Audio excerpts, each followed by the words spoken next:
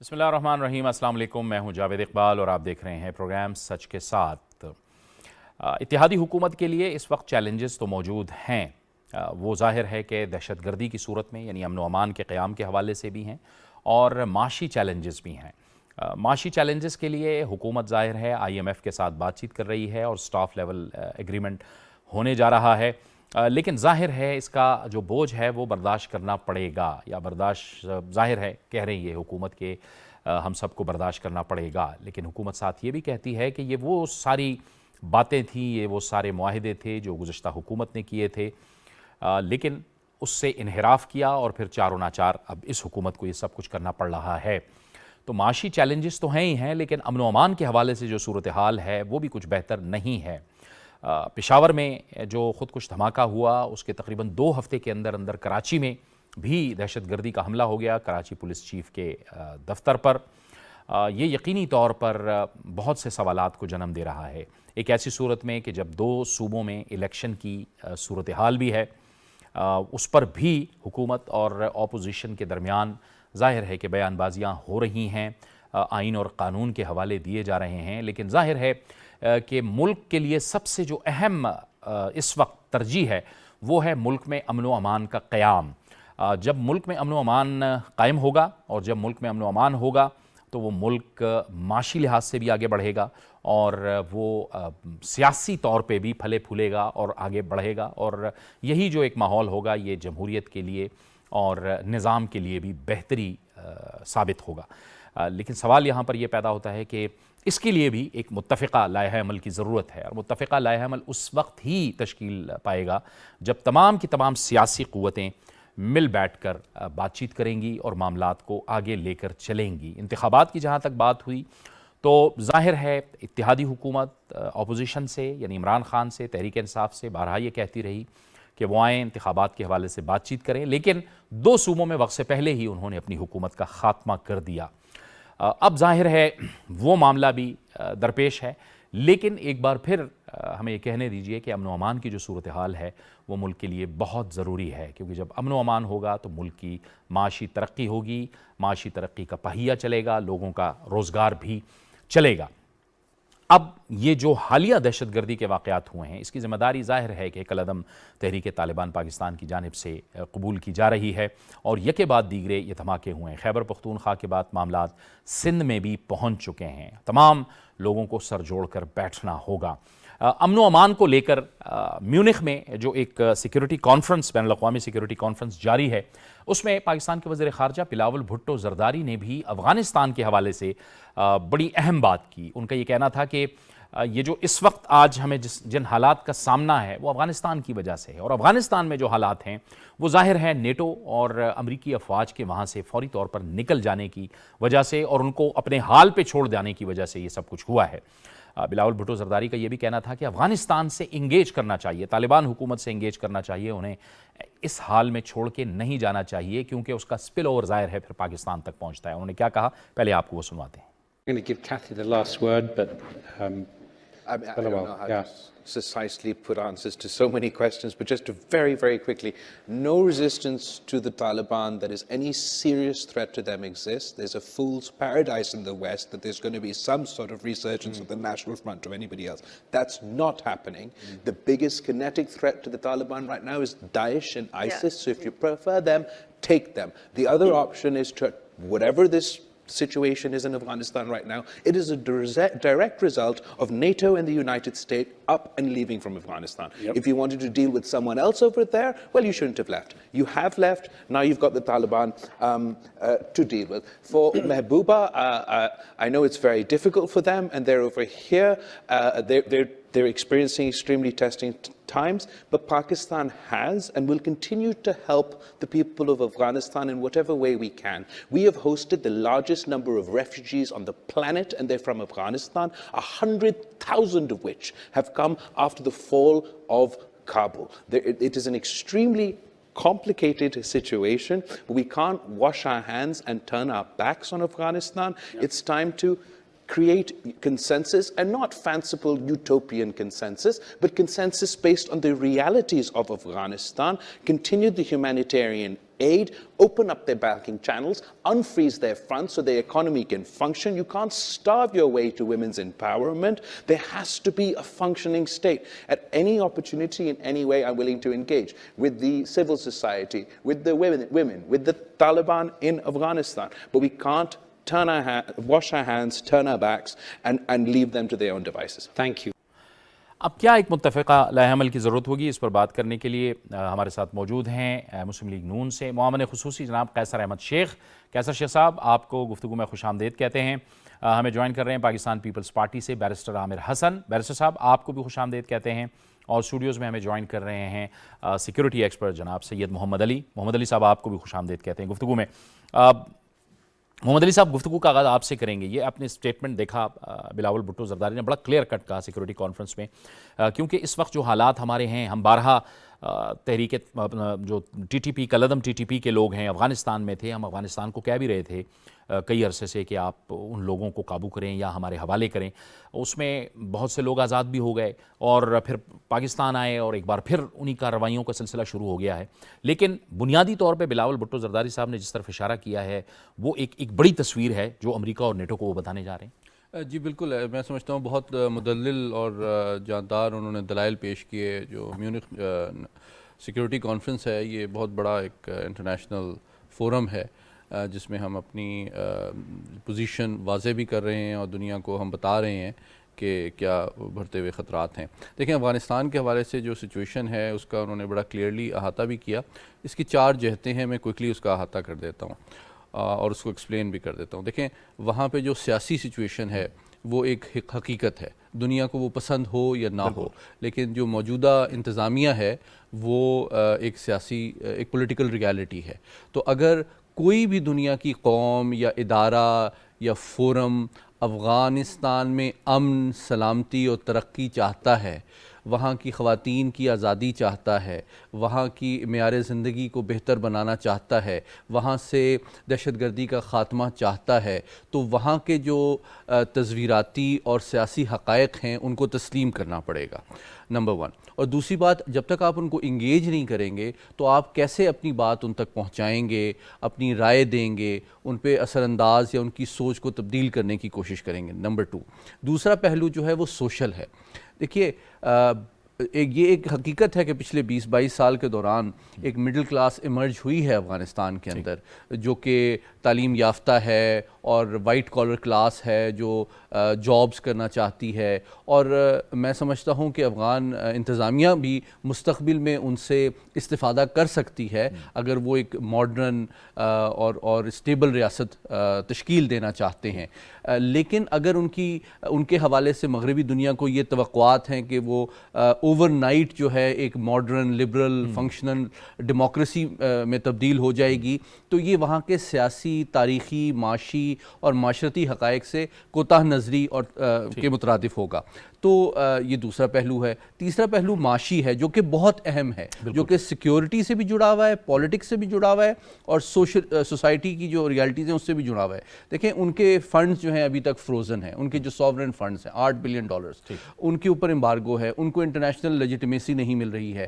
تو جب تک وہاں پہ جو بھی حکومت ہے وہ اس کے پاس وہ وسائل نہیں ہوں گے کہ وہ عوام کے مسائل حل کر سکے، ان کا معیار زندگی بہتر کر سکے، اور چاہے وہ خواتین ہو، بچے ہوں، تعلیم ہو، صحت ہو، اس کے حوالے سے ایسے پروجیکٹس ڈیولپ کر سکے کہ جو لوگ دہشت گردی میں ملوث ہیں وہ آئسولیٹ ہوں، اور ان کو بھی مین سٹریم کیا جائے، ان کو بتایا جائے کہ 40 سال کی جنگ کے بعد اب وہ ایک نارمل زندگی کی طرف لوٹیں. اور پھر اس کا ہماری صورتحال سے بھی جڑا ہوا تعلق ہے، کیونکہ ہمارے ہاں جو افغان مہاجرین ہیں وہ بھی جب تک ایک ہوپ اور کانفیڈنس نہیں رکھیں گے کہ وہاں پہ واپس حالات نارمل ہو رہے ہیں اور وہاں پہ معاشی وسائل ہیں، وہاں عزت ہے، وہاں پہ سلامتی ہے، تبھی وہ واپس جا سکیں گے. تو پاکستان کی جو خارجہ سلامتی کے معاملات ہیں وہ افغانستان سے بہت گہرے اور کلوزلی جڑے ہوئے ہیں. اس لیے ہمارے جو وزیر خارجہ ہیں انہوں نے بڑے مدلل انداز میں پاکستان کی قومی سوچ کی ترجمانی کی ہے کہ اس وقت ہم بھی جو توقع کر رہے ہیں کہ افغان طالبان جو ہیں وہ اپنی ٹیریٹری کو استعمال نہ ہونے دیں کسی بھی ایسے گروہ یا فرد کے لیے جو کہ پاکستان کے خلاف کوئی عزم رکھتا ہو، تو ان کی کیپیسٹی کے لیے کو بڑھانا بھی عالمی برادری کی ضرورت ہے۔ بالکل، اور کیسر شیخ صاحب، ظاہر ہے کہ ہم نے تو بڑے مخلصانہ انداز میں ہمیشہ سے افغانستان کے لیے آواز بھی اٹھائی ہے، اور ہم ہمیشہ سے افغانستان کے لیے آواز اٹھاتے رہے ہیں، لیکن یقینی طور پر یہ مشکل صورتحال ہے حکومت کے لیے بھی کہ ظاہر ہے آپ لوگوں نے ایک ایسے وقت میں اقتدار سنبھالا ہے کہ معاشی مشکلات بھی ہیں اور دوسرا امن و امان کی صورتحال بھی پیدا ہو گئی ہے۔ جی، بسم اللہ الرحمن الرحیم۔ یہ جاوید اقبال، بڑی تفصیل سے بات ہو رہی ہے، لیکن یہ افغانستان کا معاملہ کوئی نیا تو نہیں ہے، یہ تو 30-40 سال ہو گئے، ہم نے مختلف انداز سے اس کو حل کرنے کی کوشش کی ہے، لیکن میں سمجھتا ہوں کہ جتنی ڈیپتھ میں اس کو ہونا چاہیے تھا ڈسکس اور اس مسئلے کا حل نکلنا چاہیے تھا، وہ ابھی تک نہیں نکلا۔ صورتحال تو وہیں کی وہیں ہے، اور جہاں سے شروع ہوا تھا وہیں سے ہی معاملات۔ اب پھر امریکہ اور طالبان ہو تو اس کنڈیشن پہ وہ یہاں سے گئے تھے، امریکن وہ گئے کیا، ان کو یہاں سے مجبور ہو کر جانا پڑا کہ انہوں نے کہا جی آپ کی سرزمین میں کوئی ایسی دہشت گردی نہیں ہوگی یہاں سے، اور کوئی فارن دہشت گرد یہاں نہیں ٹھہرے گا۔ اب صورتحال تو آپ کے سامنے ہے، پاکستان پہ تو دہشت گردی کے حملے متواتر ہو رہے ہیں۔ ہمارا یہ خیال تھا کہ جب سے یہ طالبان کی حکومت بنی ہے افغانستان میں، ہمارے یہاں بھی لا اینڈ آرڈر کی صورتحال بہتر ہو جائے گی۔ ہم نے تو پوری کوشش بھی کی طالبان کو اس سلسلے میں فیسیلیٹیٹ کرنے کی، لیکن انفارچونیٹلی کچھ پرابلمز ہیں نا، ہم افغانستان اور پاکستان آپس میں صحیح طرح ایک دوسرے پہ کانفیڈنس نہیں، یا پراپر ہم نیگوشیٹ نہیں کر سکے۔ معاملے تو جاری ہیں، اور ہمیں ہماری لا اینڈ آرڈر صورتحال، اس لا اینڈ آرڈر صورتحال کے تحت ہمارے یہاں نہ تو کوئی باہر کی انویسٹمنٹ آ رہی ہے، نہ ہی ہمارے اپنا جو بزنس ہے اس پورے ریجن میں بھی کوئی ڈیولپمنٹ نہیں ہو رہی، اور معاملات کافی مخدوش ہیں۔ تو کئی جہتیں اس کی، کئی نیشنز ہیں، سب اس میں امریکہ بھی انوالو ہے، اس میں چین بھی انوالو ہے، اس میں روس بھی انوالو ہے، اس میں ان کے جو نیبرنگ کنٹریز ہیں وہ سارے، ترکمانستان ہے، یہ سارے کرغزستان ہے، یہ سارے جو کنٹریز ہیں، خود افغانستان ہے۔ تو مقصد یہ ہے کہ ایک بڑا لمبا چوڑا، اور یہ پچھلے 40 سال سے کوئی اس کا پروڈکٹیو تو نہیں نکل سکا نا۔ طالبان کو کسی نے ریکگنائز نہیں کیا، اس پوری دنیا میں کسی نے بھی ریکگنائز نہیں کیا، حتیٰ کہ پاکستان نے بھی ریکگنائز نہیں کیا، حالانکہ ہمارا خیال تھا کہ یہ جب امریکہ گیا ہے تو حالات بہتر ہو گئے۔ اب یہ بیٹھ کے تو ایک بڑا تفصیل سے فیصلہ کرنے والا کہ کہاں ہماری غلطیاں ہوئیں، کس چیز کو ہم دوبارہ غلطی نہ کریں، کیا کریں، کیا ہم ان سے آؤٹ رائٹ ان سے مخاصمت لے سکتے ہیں۔ میں سمجھتا ہوں اس پہ بھی غور ہونا چاہیے، اور میں سمجھتا ہوں اتنا آسان نہیں ہے۔ اور ٹی ٹی پی جو کچھ کر رہی ہے تو وہ تو خود تسلیم کر رہی ہے نا کہ ٹی ٹی پی کہ ہم کر رہے ہیں۔ اب وہ ٹی ٹی پی کو کس طرح روکا جائے، بائی فورس آپ نے روکنا ہے۔ آپ کے یہاں جب اسمبلی میں ڈسکشنز ہوتی ہیں تو اس پہ بھی کنسنسس تو نہیں بن رہا نا کہ کیا کیا جائے، اور کیا بائی فورس روکنے سے رک جائیں گے، یا کیا اور دہشت گردی ہمارے علاقوں میں اور کیا بڑھ جائے گی، اور پھر ہمارے یہاں بہت زیادہ۔ یہ شیخ صاحب آپ کہہ رہے ہیں کہ پارلیمان میں بھی ڈسکشن ہوتی ہے اور کنسنسس نہیں بن پاتا۔ کنسنسس اب ظاہر ہے کہ اب اس وقت تو اتحادی جماعت میں بہت سی جماعتیں ہیں، اتحادی جماعتیں ہیں ظاہر ہے حکومت میں۔ آپ کا اشارہ اپوزیشن کی طرف سے ہے، تحریک انصاف کی طرف ہے آپ کا اشارہ ظاہر ہے۔ جی یہی میرا اشارہ ہے کہ مختلف فورسز جو ڈیموکریٹک فورسز ہیں، جب ڈسکشن ہوتی ہے تو مختلف پوائنٹ آف ویو سامنے آتے ہیں۔ تو اس بات کو دیکھیے، اگر یہ تو ہم سب مانتے ہیں کہ اس معاملے کو حل نکلنا چاہیے، اس کے بغیر تو پاکستان ترقی نہیں کر پا رہا۔ جو معاشی معاملات ہمارے ہیں اس سے جڑے ہوئے ہیں، کیونکہ لوگ جب تک ہمارے یہاں دہشت گردی کے واقعات رہیں گے، کوئی ڈائریکٹ فارن انویسٹمنٹ یہاں نہیں آئے گی، بلکہ اپنے ہمارے ملک کے جو انویسٹمنٹ ہے وہ بھی یہاں سے چاہیے، اور وہ جا کے ان کی کوشش ہے کہ باہر جا کے کوئی انویسٹمنٹ ہو۔ تو معاملہ کی سنگینی تو ہے، اور یہ بھی ہے کہ ابھی تک ہم حل نہیں کر پا رہے۔ اب اس کا طریقہ کار تو ہمیشہ یہی ہوتا ہے، ڈائیلاگ ہوتا ہے، ڈائیلاگ سے ہی بیٹھ کے کوئی رستہ نکلتا ہے، لیکن آپشنز کیا ہیں، کیا آل ٹوگیدر ہمیں اپنی اس معاملے کو بائی فورس حل کرنا ہے، بائی نیگوسیشن حل کرنا ہے. ابھی تک تو ہم نہیں کامیاب ہوئے، اس میں کوئی شک نہیں. امریکہ دیکھیں نا، امریکہ تو یہی چاہے گا. امریکہ تو یہاں اس کا تو ایریا نہیں ہے. امریکہ تو یہ چاہے گا نا، فرض کرو ہمیں کہیں جی بائی فورس ہی اس کو کر لیں، ہو سکتا ہے ہمارے مفاد میں بھی یہ ہو، لیکن امریکہ مفاد تو دیکھیں نا، وہ تو یہ چاہے گا کیونکہ اس کو یہاں ڈر ہے ان سے. یہیں سے جو 9/11 کے معاملات ہوئے ہیں وہ افغانستان سے ہوئے ہیں، اور وہ خود کامیاب نہیں ہوئے، بلکہ افغانستان پہ تو ان کی تاریخ ہے. کبھی برٹش گورنمنٹ بھی کامیاب نہیں ہوئی، رشیا بھی کامیاب نہیں ہوا، کبھی اور بھی کوئی باہر کی فارن پاور ان کے یہاں کنٹرول کرنے میں یا ان معاملات کو حل کرنے میں کامیاب نہیں ہوئی. ان کے یہاں اپنی ایجوکیشن جو آپ دیکھ رہے ہیں کہ وہ لڑکیوں کو وہ ایجوکیشن میں بھی وہ شائی ہیں. وہ کہتے ہیں ہم نے تو اپنے طور پہ اپنا جو ہمارا معاشرہ کہتا ہے، جس طرح ہم سمجھتے ہیں، ہم نے اس طرح اپنے ملک کو آگے بڑھانا ہے. تو کمپلیکیٹڈ معاملہ میری سمجھ میں آپ کو بتاؤں کہ مجھے کوئی کلیئر اس کا راستہ نظر آ رہا ہو کہ میں آپ کو کہہ دوں. میرے خیال میں تو زیادہ ڈبیٹ ہونی چاہیے، اور پھر اسمبلی میں اس کو ڈسکس کریں اور کوشش کریں کنسنسس بنے، ٹھیک ہے، یا ٹھیک ہے. تمام پارٹیاں بیٹھ کے کوئی تمام مسئلے کا پارٹیاں حل بیٹھ نکالیں. کے. اب بیرسٹر صاحب آپ فرمائیے گا کہ آپ کے خیال میں اس رائے میں رکاوٹ کیا ہے؟ ایک کنسنسس ہم نے دیکھا، اس کا پہلا فیز بھی ہم نے دیکھا 2007-8 میں، جب آپ لوگ پیپلز پارٹی کی حکومت تھی، صوبوں میں مختلف حکومتیں تھیں، لیکن اس وقت بھی جب دہشت گردی ہوئی اور دہشت گردی کے خلاف جب جنگ شروع ہوئی تو بھرپور اس کا مقابلہ کیا گیا. بہت بڑی ڈسپلیسمنٹ ہوئی خیبر پختونخوا کے اندر، ان لوگوں کو بھی دوبارہ سے ریلوکیٹ کیا گیا اور اپنے اپنے جگہوں پہ دوبارہ ان کو بسایا بھی گیا، اور ایک بھرپور آپریشن ہوا، امن و امان کی صورتحال بہتر ہوئی. وہ اس طرح کا ایک اتفاق رائے کیوں نہیں پیدا ہو سکتا؟ ہم نے دیکھا اے پی ایس کا جب واقعہ ہوا تھا تو اس کے بعد بھی ایک اتفاق رائے تو پیدا ہو گیا تھا.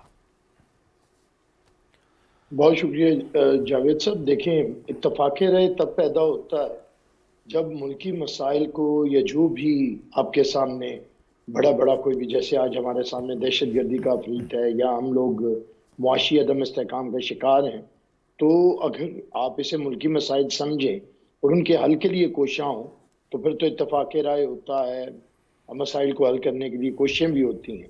لیکن بدقسمتی یہ ہے کہ پی ٹی آئی کی طرف سے ہمیشہ ایک ایسی نیگیٹو پالیٹکس کی جا رہی ہے کہ وہ اس مسائل کے ساتھ کھیلنا چاہتی ہے، اور اس کا مقصد صرف یہ ہے. اپنے 4 سالہ دور اقتدار میں وہ کہتے رہے کہ یہ سارے مسائل پچھلی حکومتوں کے پیدا کردہ ہیں.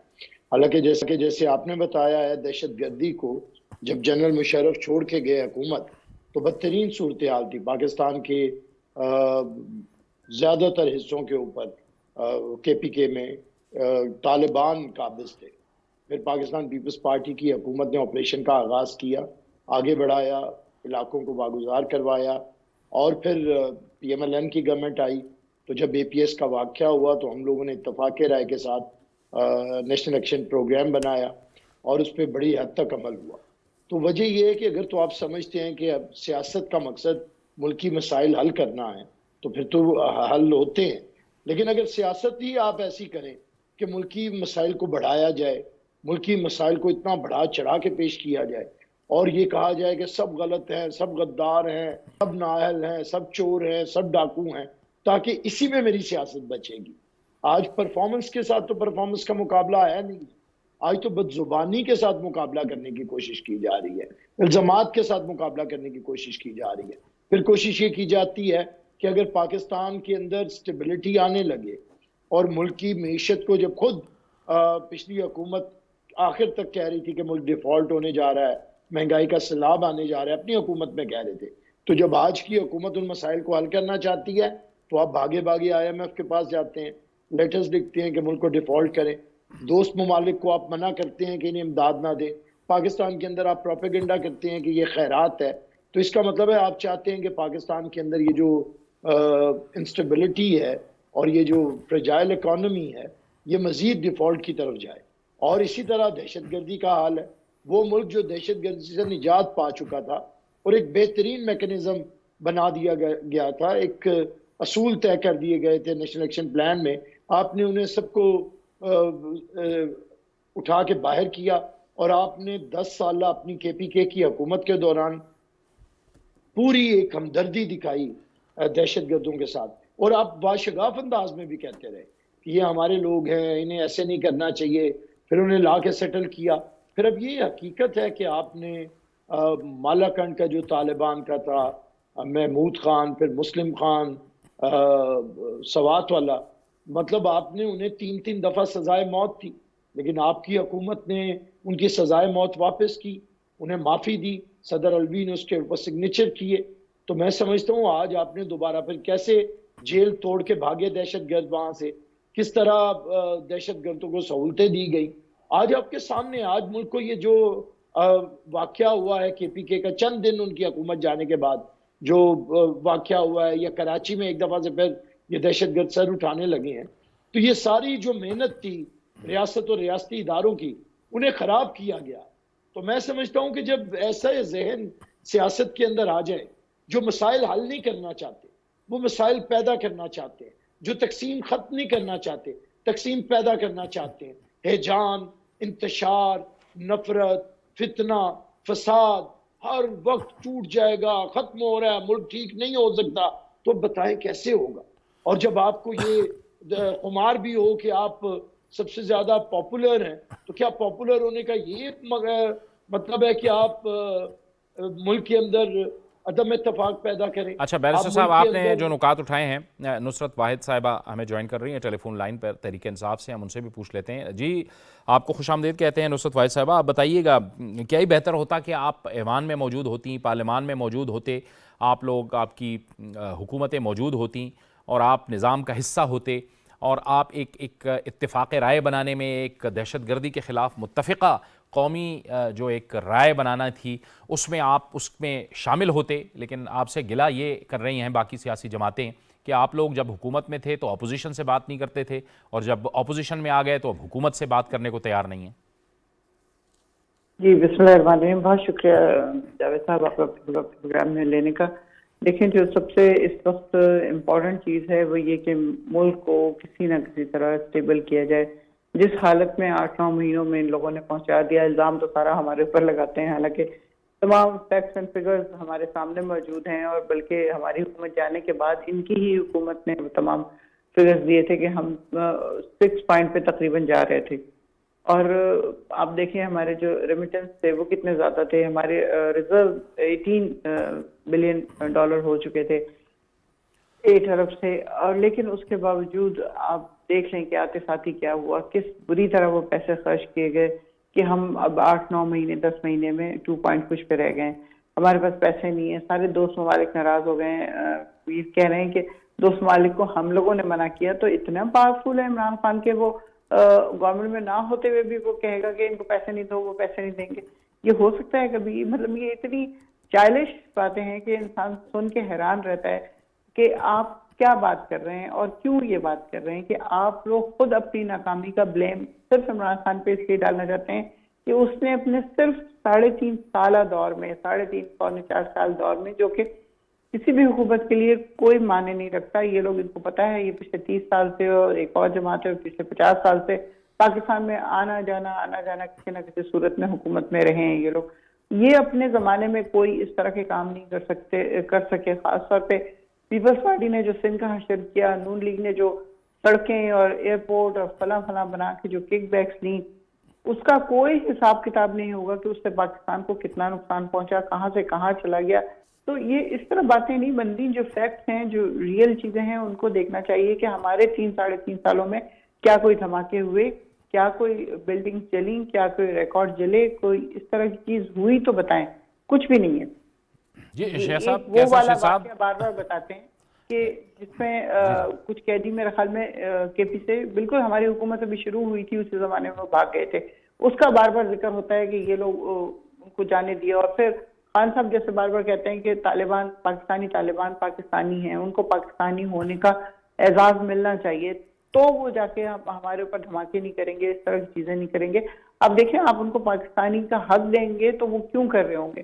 جب ان کو وہ حق نہیں ملے گا پاکستانی ہونے کا، ان کے اوپر الزامات لگیں گے اور پتہ نہیں کیا کیا ہوگا. نہیں لیکن نصرت صاحبہ وہ تو ہمارے زمانے میں وہ جب ری سیٹل ہوئے تو اب تو وہ تو ظاہر ہے کی حکومت کے دوران جب وہ یہاں آئے، ری سیٹل ہوئے، تو پھر انہوں نے दोबारा से कार्रवाइयाँ शुरू कर दी, और पूरी दुनिया का भी मीडिया कह रहा है और हमारी ज़ाहिर हुकूमत भी कह रही है कि वो एक गलत फैसला था जो किया गया।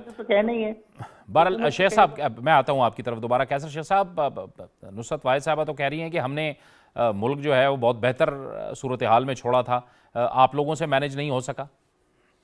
असल में जावेद फिगर्स झूठ तो बोलती नहीं है। नुसरत वाहिद साहबा को पता नहीं क्या हो गया है।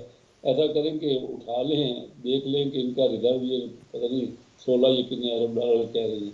10 पॉइंट कुछ रिजर्व था इनका, जो आज 3.2 हो गया। इसमें कोई शक नहीं कि कम हो, पर इन्होंने तो हमें अच्छा उसके अलावा मुल्क में दो होते हैं, एक करंट अकाउंट डेफिसिट होता है, एक फिजिकल डेफिसिट होता है। करंट अकाउंट ये जाते हुए 17 अरब डॉलर छोड़ के गए। ये तो कहते हैं हमारा एक्सपोर्ट बढ़ी थी, इन्होंने तो इम्पोर्ट इतनी ज़्यादा बढ़ा दी, इम्पोर्ट हमारी हो गई को 75-76 अरब डॉलर और एक्सपोर्ट रह गई 30 अरब डॉलर। जो हमारे ट्रेड डेफिसिट था वो 40-45 अरब डॉलर छोड़ के गए ये। और ये तारीख पाकिस्तान की तारीख का आइए थे, बार बार कहते हैं क्योंकि फिगर गलत देने के लिए कोई ये तो कोई कामयाब नहीं हो जाएगी ना। मैं जो फिगर दे रहा हूँ कोई आप वेरीफाई कर लीजिए। हमारी इम्पोर्ट जितनी बड़ी है इनके दौर में, कितनी उसी की वजह से ही ट्रेड डेफिसिट हुआ, उसी की वजह से करंट अकाउंट डेफिसिट हुआ और हमारा हाल ख़राब। और मैं हर प्रोग्राम में कहता हूँ उनके पास कोई जवाब है तो दे दें। इन 450 अरब रुपए 450 अरब रुपए इन्होंने 100 अमीर फैमिलियों को 0% पे। आप अंदाज़ा करिए पाकिस्तान के पास पैसा नहीं है। आज हम 1 अरब डॉलर के लिए IMF के पास बार बार उनको गुजारिश कर रहे हैं और ये हमारा 23वां प्रोग्राम है। इन्होंने 2-2.5 साल पहले बाकर रिजवी साहब ने 100 अमीर लोगों को, होता ना अगर मेरे चिन्नोट में कहीं दे देते ये वुड वाले जो क्राफ्टिंग है और जो फर्नीचर बनाते हैं, 50 अरब रुपया भी उनको फ्री बगैर इंटरेस्ट के मिल जाता है, तो आज पता नहीं कितनी ग्रोथ वो करते।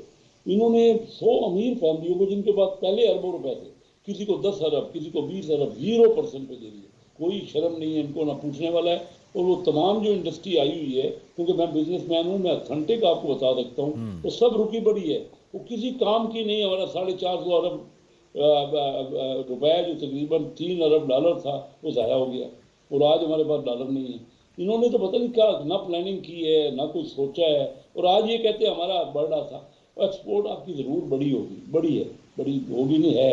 आपने जितनी अगर 8 अरब डॉलर एक्सपोर्ट बढ़ी है तो 25 अरब डॉलर तो इम्पोर्ट बढ़ गई है। ओवरऑल ट्रेड डेफिसिट और बढ़ गया और फिर बात मानने को भी तैयार नहीं है। अब फिगर्स को कौन झूठला, मेरी अगर फिगर गलत है ये बताएं। इन्होंने ये 3 अरब डॉलर जो है मुफ्त में 0% अमीर लोगों को, और वैसे तो कहते हैं खान साहब के पाकिस्तान में अमीर का पाकिस्तान कुछ है, गरीब का, इनको क्योंकि समझ ही नहीं है मुआशी मामला की, तो ये इस तरह की बात कर लेते हैं। और ये चीज़ जानी चाहिए थी SMEs को, छोटे और दरमियाने ताजर को जानी चाहिए। फिर छोड़ा क्या इन्होंने, मैंने तो आपको कहा कि ये 4,500 अरब रुपए का फिजिकल डेफिसिट छोड़ा है ये जून 2022 में। 4,500 अरब रुपए जो खसारा है हमारा, जो आमदनी में और खर्चे में जो फर्क है, छोड़ा है कि नहीं छोड़ा। फिर कहते हैं बातें इनकी सुनो भाई, ग्रोथ हो रही थी, आप सही कह रहे हैं, ये एक बात इनकी सही है कि ग्रोथ इनके यहाँ 6% हुई आखिरी साल में, लेकिन उससे पहले वो 0 हो गई। तो 0 बेस से जब हुई ना, तो ओवरऑल इनके जो 4 साल थे या पौने 4 साल थे, उसमें ग्रोथ 3% हुई है और उसमें हमारी आबादी 2-2.25% बढ़ रही है। तो कोई ग्रोथ तो रही नहीं, आधा % ग्रोथ हुई होगी सर, वो कुछ भी नहीं होती। इस वक्त अगले 2-3 सालों की जो प्रोजेक्शन हो रही है ना, पूरी दुनिया में ग्रोथ जितनी होनी है ना अगले 2-3 साल की, हमारे पड़ोसी 2 मुल्क चीन और इंडिया, दुनिया की आधी ग्रोथ वहाँ होगी और बाकी दुनिया के 198 मुल्कों में बाकी आधी ग्रोथ होगी। हम क्या करें, ये हमने ज़ाया कर दिए इतना पीरियड। मैं नहीं कह रहा, अभी भी हमारी हुकूमत में भी नहीं कुछ पॉजिटिव हो रहा। देखिए हमारा ख्याल, जब तक हम मुल्क के, सिर्फ ये नहीं है कि IMF से कर्जे ले लो और उसको कर्जों को लेके वो कर्जे वापस कर दो। हमने अपनी मुल्क में तमाम लोगों ने 35 साल से, मैं बार बार कहता हूँ कि इल्ज़ाम तो हम पे लगता है, जो हम इलेक्टेड लोग होते हैं अपने इलाकों में जाते हैं, वो कहते हैं जी आपने क्या किया, लेकिन ये 31-32 साल तो बाहर के बैंकर आते रहे यहाँ। बैंकर को पता ही नहीं है कि मुल्क में भी ग्रोथ, ये तो सिर्फ कर्जे लेना और कर्जे देना जानते हैं, इनका काम ही यही है ना। और इनको ये पता ही नहीं है कि लोगों को तरक्की कैसे देनी है, ग्रोथ कैसे होनी है। इंडिया में اور چائنا میں نے آپ کو بتایا کتنی ہیوی گروتھ ہو رہی ہے.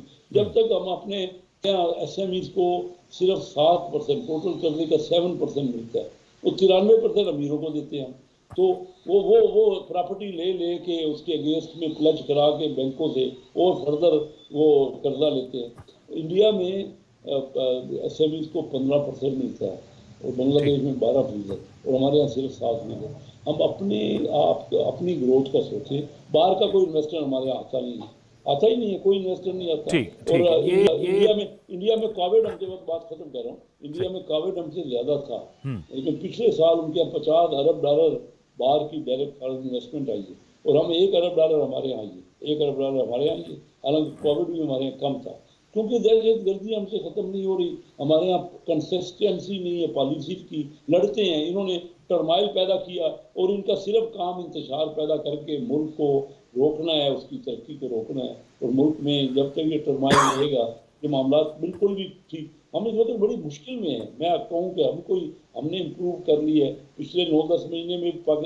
ہماری جو الائیڈ حکومت ہے اس میں بھی کوئی گروتھ نہیں ہے اور کچھ بھی نہیں.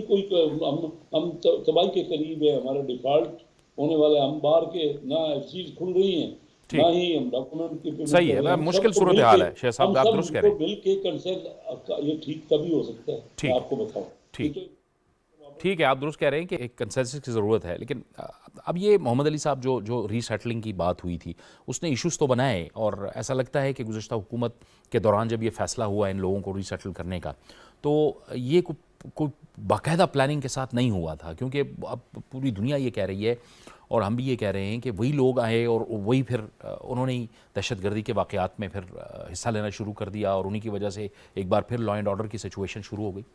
جی بالکل. اور یہ دہشت گردی جو ہے یہ خاصی پیچیدہ معاملہ ہے اور اس کو کافی دور رس انداز میں دیکھنے اور سمجھنے اور ڈیل کرنے کی ضرورت تھی. یہ انفارچونیٹ بات ہے، لیکن میں موجودہ حکومت کو یہ کریڈٹ دیتا ہوں کہ انہوں نے جو ٹی ٹی پی ہے اس کے معاملے کو انٹرنیشنلی اٹھایا ہے. اور جس طرح کے عالمی طاقتوں کے ساتھ ہمارے تعلقات کافی کشیدہ ہو گئے تھے پچھلے سال کے اوائل میں، اب ان میں کافی بہتری آ رہی ہے.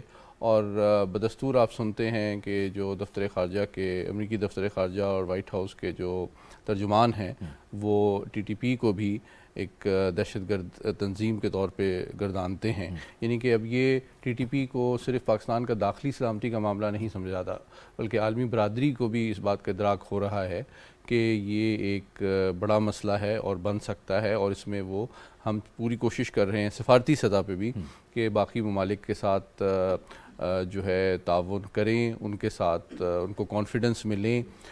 کیونکہ نظر آ رہا ہے، یہ ایک حقیقت ہے، افسوسناک حقیقت ہے کہ جو موجودہ کابل انتظامیہ ہے وہ قانون کی بالادستی اور اپنی سلامتی کی عملداری قائم کرنے میں اتنی کامیاب نظر نہیں آتی. ہمیں جو توقعات تھی جس کا حوالہ بھی دیا گیا کہ جو ٹی ٹی پی ہے اس کو یا جو بی ایل اے ہے اس کو جو سپیس ملی ہوئی ہے وہ ختم ہوگی. اگرچہ کچھ آپ کو رے آف ہوپ نظر آ رہی ہے. جو ٹی ٹی پی کے بھی بیانات سامنے آئے ہیں آپ نے دیکھا ہے کہ ان میں اور کابل انتظامیہ کے درمیان اختلافات بڑھ رہے ہیں اور ان کے درمیان ایک اعتماد کا فقدان پایا جاتا ہے جو کہ تصویراتی اعتبار سے ہمارے لیے یوزفل ہے. اور لیکن دوسری جانب آپ دیکھ رہے ہیں کہ ایک چونکہ ریسنٹلی جو سیکورٹی کمیٹی کا اجلاس بھی ہوا تھا جس میں ہماری سیاسی اور فوجی قیادت نے مل بیٹھ کے اس پہ ایک جامعہ نشست کی تھی، تو ایک پیٹرن آپ کو نظر آ رہا ہے کہ آئی بی او ابھی جو کراچی کا بھی واقعہ ہے افسوسناک، اس میں آرمی چیف نے بھی وزٹ کیا، ہماری جو چیف منسٹر ہیں انہوں نے بھی وزٹ کیا، تو آپ کو سول ملٹری لیڈرشپ ایک پیج پہ نظر آ رہی ہے. یہ سب سے امپورٹنٹ بات ہے کیونکہ دیکھیں یہ جو دہشت گردی کے خلاف موجودہ جنگ ہے یہ ہم اپنی سرحدوں کے اندر لڑ رہے ہیں. تو اس میں جو سب سے امپورٹنٹ بات ہے وہ سول اور ملٹری قیادت اور قوم کا ایک پیج پہ ہونا، کمپلیٹ کنسنسس کے ساتھ چلنا ضروری ہے. اور آئی بی اوز کے ذریعے اس کو آگے بڑھایا جا رہا ہے جو کہ ایک محتاط اور یعنی کہ سوچی سمجھی ایک پلاننگ کا حصہ ہے اور حکمت عملی کا حصہ ہے. لیکن چونکہ آپ جانتے ہیں کہ police unfortunately first line of defence ہوتی ہے اور ہمارے جو سویلین جتنے بھی ادارے ہیں اور ان کے ساتھ انٹریکٹ کرتی ہے تو وہ ولنریبل بھی زیادہ ہوتی ہے. اس لیے کے پی کے اندر بھی آپ دیکھیں کہ زیادہ تر جو حملے پچھلے پورے سال کے دوران ہوئے ہیں وہ پولیس کو بدقسمتی سے نشانہ بنایا گیا ہے. اب یہ کراچی میں پھیل رہا ہے. لیکن آپ اس چیز کو اپریشیٹ کریں گے کہ جو فوجی قیادت بھی ہے وہ پولیس کو اپنے حال پہ نہیں چھوڑ رہی بلکہ اس کے ساتھ کھڑی ہوئی ہے. کراچی کا بھی جو آپریشن کیا گیا آپ نے دیکھا اس میں ہمارے آرمی کے کمانڈوز, اس میں رینجرز, پولیس مل کے ایک کمبائنڈ فورس کے طور پہ وہ دہشت گردی کا مقابلہ کر رہے ہیں. کیونکہ ایکچولی دہشت گردوں کی کوشش یہ ہے اور جو انہوں نے حالیہ بیان میں بھی یہ کوشش کی ہے کہ ہماری صفوں میں اختلاف پیدا کیا جائے, ان میں تفریق پیدا کی جائے, اعتماد کا فقدان ہو تو اس کو وہ ایکسپلائٹ کریں. جی نصرت واحد صاحب آپ ہمارے ساتھ ہیں؟ جی ہمیں تو اکٹھے ہو کے ایک ساتھ آگے چلنے کی ضرورت ہے. نصرت واحد صاحبہ, آپ کی جو جماعت ہے وہ اس میں کیا کردار ادا کر سکتی ہے؟ ظاہر ہے آپ حکومت میں رہے ہیں, اس وقت آپ اپوزیشن میں ہیں, عوام کی آپ سے بھی توقعات ہیں. دیکھیں بالکل ساتھ چلنا چاہیے اور یہ سچویشن ایسی ہے کہ اس وقت پاکستان فرسٹ پرائرٹی ہونی چاہیے. بالکل چاہیے پہ تو زندگی قائم ہے, لیکن بات یہ ہے کہ جب آپ ہمارے لیڈر کو گولیاں مار کے ہلاک کرنے کی کوشش کریں اور اس کے بعد آپ کہیں کہ وہ آپ کے ساتھ مل کے چلنا شروع ہو جائے تو یہ تو امپاسبل سی چیز ہے نا. یہ دیکھیں اب 2011 کی بات ہے جب خان صاحب نے اپنی اسپیچ میں کہا تھا کہ جب بھی میں ان کی کرپشن کے خلاف بات کروں گا یہ سارے اکٹھے ہو جائیں گے. اور اب ہم نے دیکھا کہ کس طرح 22 پہ 9 اپریل کی رات کو کس طرح یہ سارے اکٹھے ہوئے اور کس طرح ٹاپل ڈاؤن کیا ان کو. لیکن وہ تو ووٹ آف نو کانفیڈنس تھا نا, وہ تو ایک آئینی اور قانونی طریقہ تھا, اسی کے نتیجے میں حکومت ختم ہوئی.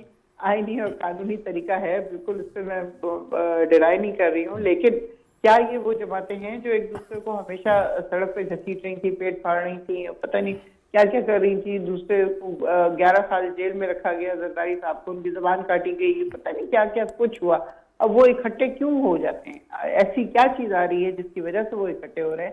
ظاہر ہے اس حکومت کو گرانا تھا. آئینی طریقہ, نو آئینی طریقہ, ایک سازش ہوئی, تیار ہوئی, اس کو کس طرح کرنا ہے, کیا کرنا ہے, وہ کر کے حکومت کو گرا دیا.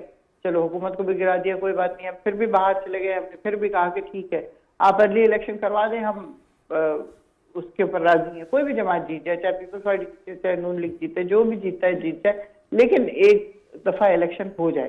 لیکن وہ پہلے تو یہ بار بار یہی بات کرتے تھے کہ جی الیکشن کراؤ, جلدی الیکشن کراؤ, لیکن جب خود حکومت میں آ گئے تو اس کے بعد انہوں نے بالکل چپ سادھ لی, نہ صرف چپ سادھ لی بلکہ یہ کہ ہم تو اپنی پوری مدت کریں گے, ہو سکتا ہے 1 سال کریں. اب اس پہ خان صاحب نے ایک اسٹیپ لیا کہ اسمبلیاں تحلیل کر دی اپنی جہاں پہ حکومت تھی کہ اب تو دیر ول بی نو آپشن کہ سوائے الیکشن کروانے کے کچھ اور رہ نہیں جائے گا. تو لیکن پھر بھی ظاہر ہے ان کی تو نیتیں خراب تھیں. اس کے علاوہ میں بات کرتی ہوں کہ خان صاحب کا انسانوں کے اوپر اعتبار اتنا زیادہ تھا ابھی تک بلکہ ہے کہ وہ جو کچھ بھی ہوگا وہ ایمانداری سے کر رہے ہوں گے, آئین کے حساب سے کر رہے ہوں گے. اب آپ کو پتہ ہے اعتزاز احسن صاحب جو انہی کی پارٹی کے ہیں اور بہت قابل وکیل ہیں, وہ فرماتے ہیں کہ 90 دن سے 91 دن نہیں ہو سکتا. 90 دن سے پہلے آپ کر لیں لیکن 91 دن نہیں ہو سکتے.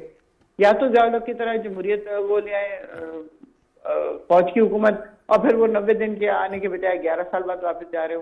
تو اس طرح کی اگر چیز کرنی ہے تو وہ بالکل ڈفرینٹ چیز ہے. لیکن اگر جمہوریت چاہتے ہیں تو پھر آئین کو آپ کو ماننا پڑے گا اور کرنا پڑے گا.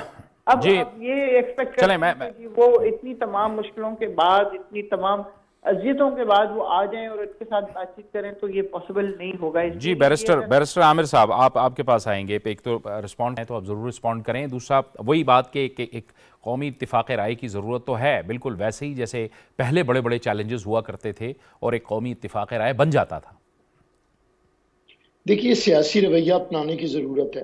سیاست اس کا نام نہیں ہے کہ آپ دوسروں کی غلطیوں کے اوپر سیاست کرتے ہیں, آپ اپنی پرفارمنس کے اوپر سیاست کرتے ہیں.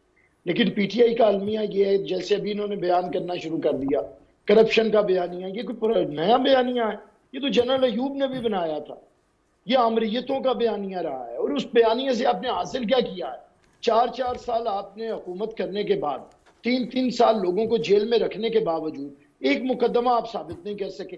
آپ کے سپریم کورٹ سے فیصلے آئے کہ یہ وچ ہنٹنگ ہے, یہ پولیٹیکل وکٹمائزیشن ہے, اور خود آپ نے دیکھا کہ یہ سارے وزراء 100 کے قریب ان کے وزیر تھے, وہ نیب کے ہرکارے بنے رہتے تھے. تو میں سمجھتا ہوں مزید اب تماشا کرنا بند کریں. پاکستان متحمل نہیں ہے ان حالات کا. ایک شخص کی انا ہٹ دھرمی نے بیڑا غرق کیا ہوا ہے. ابھی آپ نے ان کا موقف سن لیا. وہ لوگ کہہ رہے ہیں جی یہ طالبان پاکستان والے پاکستانی ہیں, ان کے حق کو تسلیم کریں. کوئی خدا خوفی کرے. پوری پاکستانی فوج نے, پاکستانی لا انفورسمنٹ ایجنسیز نے, پاکستان کی پارلیمان نے, عدلیہ نے, سب نے مل کے ان کے خلاف ایک جنگ لڑی ہے. ہم نے ہزاروں جانیں دی ہیں. آپ اتنے ہمدرد اٹھ کے آگے ہیں ان کے. مجھے تو سمجھ نہیں آتی ان کے موقف کی کہ یہ لوگ چاہتے کیا ہیں. اگر ایک اتفاق رائے پوری قوم کا ہے کہ دہشت گردوں کے خلاف ہم نے کارروائی کرنی ہے, جنہوں نے مسجدوں کو لہو رنگ کیا ہے, امام بارگاہوں کو کیا ہے, چرچز کو کیا ہے, سکولز کو کیا ہے, بازاروں کو, اور ہزاروں تقریباً 1 لاکھ کے قریب لوگ دہشت گردی کی جنگ میں اپنی جان سے ہاتھ دھو بیٹھے ہیں, اور یہ لوگ بیٹھ کے بات کرتے ہیں, ان کے حقوق کی بات شروع کر دیتے ہیں. میں سمجھتا ہوں یہ وہ ایٹیٹیوڈ ہے جس نے بیڑا غرق کیا ہے. آج پھر میں کہوں گا کہ یہ باتیں کل تک جب انہیں فوج لائی تھی, اسٹیبلشمنٹ لائی تھی, جنرل باجوہ 5.5 سال ان کی حمایت کرتے رہے. اس وقت وہ ڈیموکریٹ جنرل تھے, لیکن جب آخری 5-6 مہینے میں ان کے سر سے ہاتھ اٹھایا اور انہیں یتیم کر دیا تو پھر انہوں نے گالم گلوچ شروع کر دی. میں آج بھی کہتا ہوں کہ اگر آپ سمجھتے ہیں کہ کسی ایسے ادارے کا سیاست میں کردار نہیں ہونا چاہیے تو آئیے چارٹر آف ڈیموکریسی سائن کریں, آئیے ٹروتھ اینڈ ریکنسیلیشن کریں. آپ نیب کے کیسز کی بات کرتے ہیں, کیا آپ نے نیب کے کیسز زبردستی نہیں بنوائے؟ آپ نے نیب کے قانون کو تبدیل نہیں کیا؟ کیا آپ نے اپنی مرضی کے مطابق اسے ٹویسٹ نہیں کیا؟ کیا جاوید اقبال کی وہ ویڈیو سے اسے بلیک میل نہیں کیا؟ کیا آپ لوگوں نے لوگوں کو 3 سال بلیک میل کیا, اندر رکھا, اور ایک کیس ثابت نہیں کر سکے؟ پھر آپ کا موقف وہی ہے. مطلب آپ کہتے ہیں کہ سب لوگوں کو مار دیا جائے اور آپ کی سیاست ہو. ایسے ملک نہیں چلتے. آپ دہشت گردوں سے بات کرنا چاہتے ہیں لیکن آپ سیاسی قوتوں کے خلاف ہیں. ہمیں حیرانگی ہوتی ہے کہ ایک اتنا فضول قسم کا نیریٹو لے کے پاکستان کے اندر ہیجان برپا کیا ہوا ہے, انتشار اور تقسیم برپا کی ہوئی ہے. میں پھر کہتا ہوں ہوش مندی سے آئیں, ملک متحمل نہیں ہو سکتا. معیشت خراب ہے, ساری حکومتوں میں خراب ہے. آپ کے وقت کی آج تقریریں نکالیں, وہ بات کرنا پڑتی ہے, آپس میں سیاسی قوتوں کو بات کرنا پڑتی ہے, اور اس وقت جو صورتحال ہے اس کی ضرورت اور بھی بن جاتی ہے. اور اب ایک اور اہم معاملہ سید محمد علی صاحب, میں چاہوں گا کہ اس کو ہم ضرور ڈسکس کریں. ایک تو ترکی میں جب پاکستان نے امداد بھیجی تو ایک نوجوان نے ایک ویڈیو بنائی کہ جی جو ترکی نے ہمیں امداد بھیجی تھی ہم نے وہی واپس بھیج دی. اور اس کے بعد ایک ٹی وی اینکر نے, میں جرنلسٹ کی بات نہیں کر رہا, ایک ٹی وی اینکر نے کہہ دیا, اس نے بھی ٹی وی پہ ہی کہہ دیا کہ یہ سب کچھ ہوا, اور بعد میں اسی نوجوان نے معافی مانگ لی کہ یہ میں نے جھوٹ کہا تھا.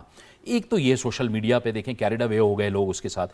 دوسرا اٹامک انرجی کمیشن کے ڈی جی پاکستان آئے ہوئے ہیں, ان کا دورہ ہے, اس کو لے کے بھارت سے پروپیگنڈا شروع ہوا, اور آج وہ ہمارے لوگ بھی سوشل میڈیا پہ اس پہ پروپیگنڈا کر رہے ہیں. جی بالکل, بہت اہم موضوع ہے. چونکہ آپ کے پاس وقت کم ہے تو مختصراً میں اس کا احاطہ کروں گا. دیکھیے ایک تو جو انفارمیشن ہے اس کا جو انوائرمنٹ ہے وہ بہت زیادہ پولرائز اور ان ریگولیٹڈ ہے, وچ از ویری ارسپانسبل.